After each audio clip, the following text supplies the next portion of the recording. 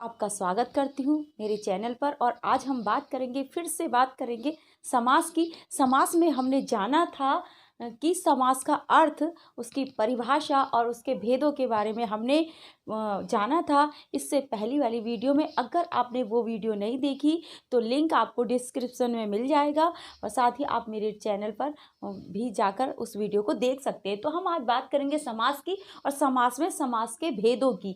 तो हमने देखा था कि समास के कितने भेद होते हैं। हमने बताया था क्या समास के कितने भेद होते हैं, 6 भेद होते हैं। 6 में से हमने जाना था कौन कौन से भेद होते हैं। तत्पुरुष समास, अव्ययी भाव समास, द्वंद्व, द्विगु, कर्मधारय और बहुव्रीहि, ये हमारे 6 समास होते हैं। और जिनको मैंने ऐसी थोड़ी सी पिक्चर के माध्यम से आपको बताने की कोशिश की थी, याद कराने की कोशिश की थी। तो आज हम जानते हैं इसमें जो पहले समास हैं इनके बारे में पढ़ते हैं। तत्पुरुष समास।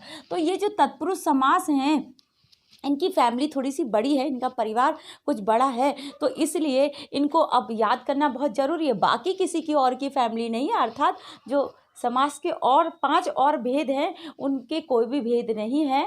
आपके सिलेबस में कुछ भी ऐसा नहीं है, उनको ही पढ़ना है, केवल उनके बारे में जानना है। लेकिन जो सबसे बड़े हैं तत्पुरुष समास, वो बड़े हैं, इसलिए उनकी जो फैमिली है, उनका जो परिवार है वो भी बड़ा है, इसलिए हम इसको पढ़ लेते हैं। जल्दी से देखते हैं कि ये जो तत्पुरुष समास हैं, ठीक है, हमने समास को क्या मान लिया था, हमने समास को मान लिया था दादाजी मान लिया था। ऐसे समझ लीजिए कि दादाजी मान लिया था और दादाजी के कितने बेटे हो गए, 6 बेटे हो गए, ऐसा हमने पढ़ा था। इस तरह से याद करने की कोशिश की थी।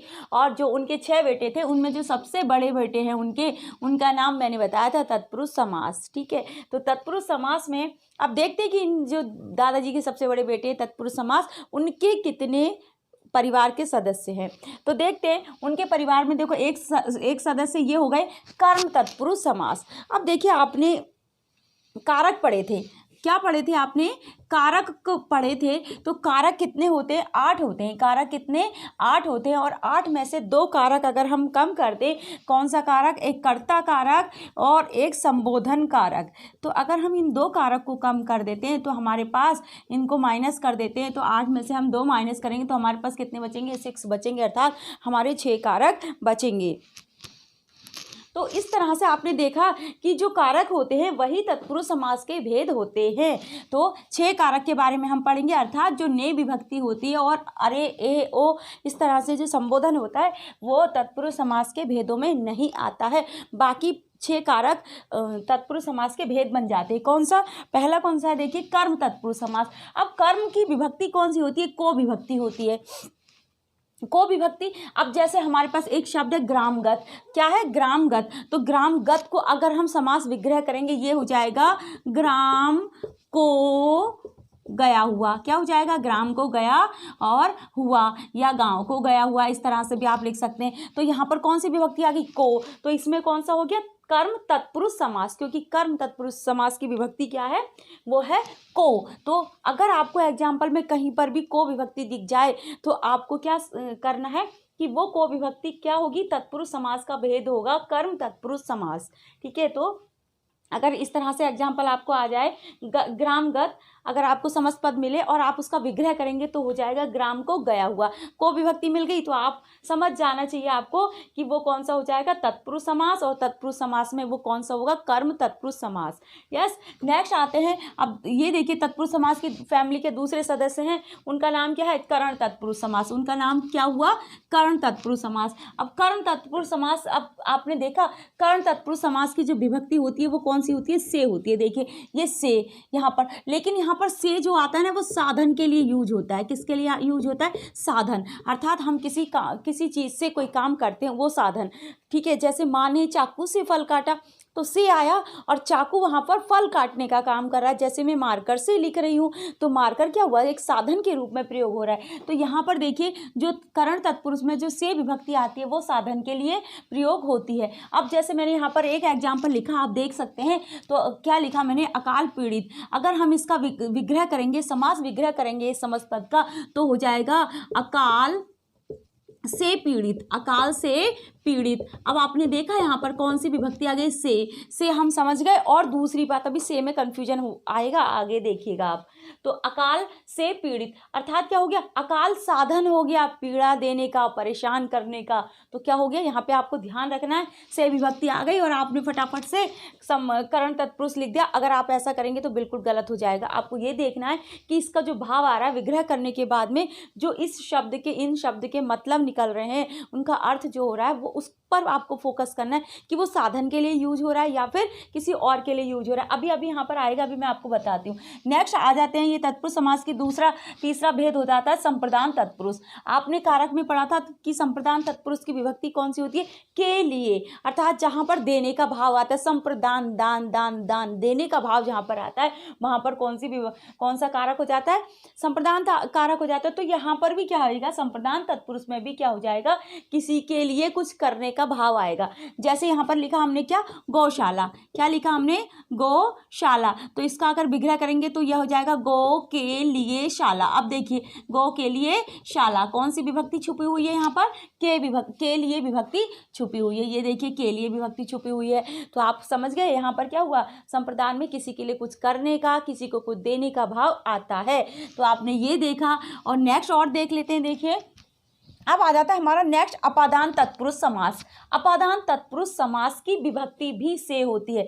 देखिए, मैंने आपको यहाँ पर बताया था से विभक्ति किस में आ रही थी, करण तत्पुरुष में, और अपादान तत्पुरुष समास में भी से विभक्ति आती है। इसलिए मैंने ये एग्जाम्पल इरेज बिल्कुल नहीं किया, आपको समझ में आना चाहिए आखिर इनमें अंतर क्या है, इनमें डिफरेंस क्या है। तो अपादान तत्पुरुष में भी से विभक्ति होती है, लेकिन यहाँ पर से क्या होता है, अलगाव के लिए, दूर होने के लिए यूज होता है। जैसे अभी मैंने क्या कहा था, माँ ने, एक मैंने अभी आपको बताया था, माँ ने चाकू से फल काटा। तो चाकू क्या हो गया, फल काटने का साधन हो गया। लेकिन अगर हम ये कहें कि माँ के हाथ से चाकू गिर गया, तो आप क्या समझेंगे कि वो चाकू क्या हुआ, माँ के हाथ से अलग हो गया, दूर हो गया। दोनों जगह से विभक्ति का प्रयोग हुआ, परंतु एक जगह वो साधन के लिए प्रयोग हो गया, यूज हो गया, और दूसरी जगह वो किसके लिए, वो उस चीज़ से दूर हो गया, यानी कि दूर होने के लिए, अलग होने के लिए।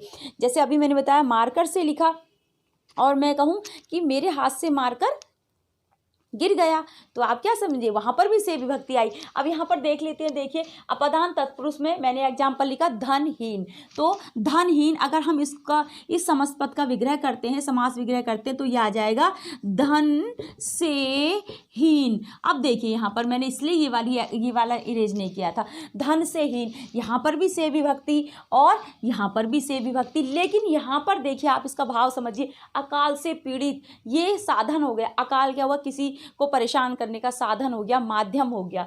और यहाँ से धन से हीन, यहाँ हम क्या हो रहे हैं, धन से अलग हो रहे हैं, धन से अलग हो रहे हैं, दूर हो रहे हैं। तो यहाँ पर दोनों जगह से विभक्ति आती है। करण कारक में भी से विभक्ति और अपादान तत्पुरुष में भी से विभक्ति आती है, परंतु इन दोनों का एक जगह प्रयोग क्या होता है, साधन के लिए, और दूसरा अलग होने के लिए। आई होप कि अब आप इसको समझ गए होंगे। अब दूसरा देखते हैं, नेक्स्ट देखते हैं संबंध तत्पुरुष। अब संबंध में क्या होता है, मेरा, तेरा, इसका, उसका, यानी कि का, की, के, इस तरह से ये शब्द आते हैं। कौन सी विभक्तियाँ आती हैं, का, की, के, ये विभक्तियाँ आती हैं। इसमें आप देख सकते हैं। अब जैसे हमने क्या किया, हमने यहाँ पर एग्जाम्पल लिखा अमृत धारा।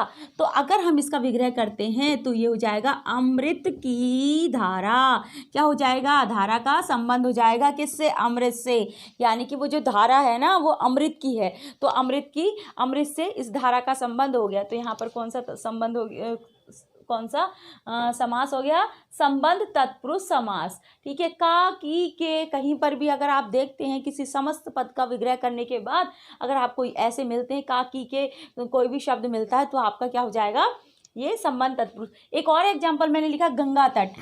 अगर हम इसका विग्रह करते हैं तो ये हो जाएगा गंगा का तट। अब देखिए, इस तट का संबंध क्या हो गया, इस तट का संबंध किससे हो गया, गंगा से हो गया। तो गंगा, तो ये क्या हो गया, ये दोनों में कौन सा कारक हो गया, सॉरी कौन सा समास हो गया, संबंध तत्पुरुष समास हो गया। तो अब देखते हैं नेक्स्ट। और नेक्स्ट कौन सा एग्जाम्पल मैंने लिखा, लास्ट बचा हमारा अधिकरण। आपने देखा अधिकरण यानी कि अधिकार कर लेना किसी जगह पर, जब किसी जगह की बात होती है, किसी स्थान की बात होती है, तो वहाँ पर कौन सा कारक होता है? अधिकरण कारक होता है। तो यहाँ पर भी क्या हो जाएगा?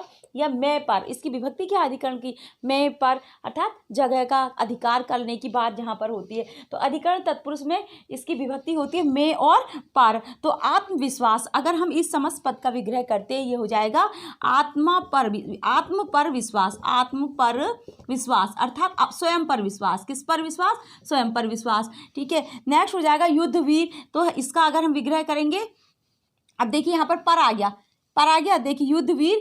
तो हम अगर तो इसको लिखेंगे तो हम क्या लिख देंगे? अगर विग्रह करेंगे तो युद्ध में वीर। अब देखिए, अब सब में विभक्ति आप देख सकते हैं। यहाँ पर मैंने आपको सब में बताया, कर्म तत्पुरुष में को विभक्ति आएगी, करण तत्पुरुष में से विभक्ति आएगी, परंतु साधन के लिए यूज होगा।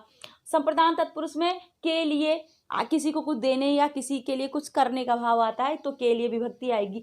अपदान तत्पुरुष अगर कोई एग्जाम्पल होगा तो उसमें से विभक्ति आएगी, परंतु अलग होने के लिए आएगी। संबंध तत्पुरुष में का की के ऐसी चीजें होती हैं और एक दूसरे का संबंध, एक पहले पूर्व पद का संबंध और क्या होगा उत्तर पद का, दोनों में संबंध होता है। अधिकरण तत्पुरुष में क्या होता है? किसी स्थान की बात होती है और मैं पर विभक्ति होती है। तो ये थे हमारे तत्पुरुष समास के भेद जिनको हमने पढ़ा।